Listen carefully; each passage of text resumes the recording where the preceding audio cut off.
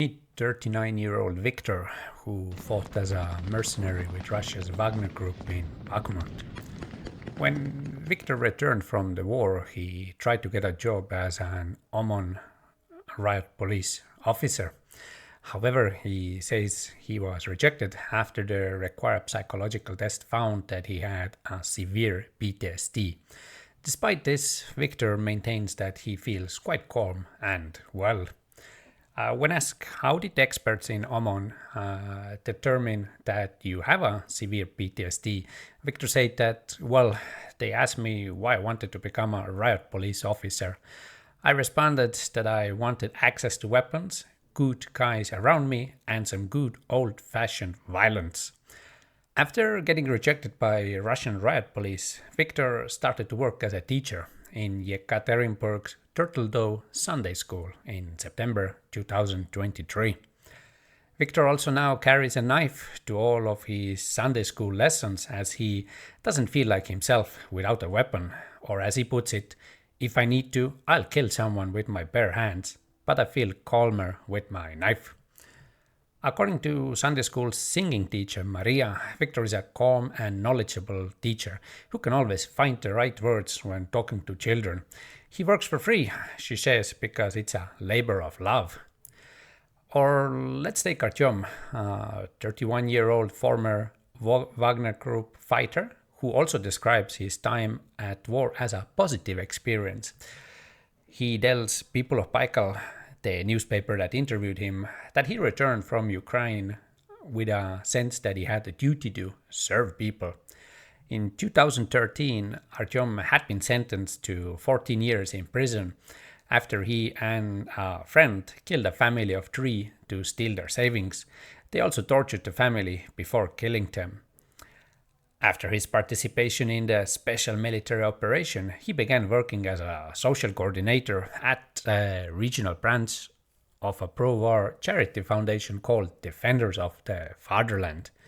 And he also visits various schools and gives presentations to students about the Russian military's cleansing operation in Bakhmut. It feels nice to be an example for other people, he says. Regardless of how the so-called special military operation ends, Russia has a problem. They have sent hundreds of thousands of men to fight in its brutal war, and when the war finally ends, those soldiers will return to home. The data on the number of former Russian soldiers suffering from the post-traumatic stress disorder, so-called PTSD, is scarce. Though as early as December 2022, Russian psychologists had identified at least 100,000 military personnel as having the condition, and already now it has had an undeniable effects on Russian society. As of April 2024, more than 100 people have been killed by returning soldiers and another 100 seriously injured. But no worries, Russia has a plan. It's now becoming a bad form in Russia to talk openly about the PTSD. Instead, many psychologists and public figures prefer to focus on post-traumatic growth, referring to the positive effects that combat experience can supposedly have on soldiers' psyches.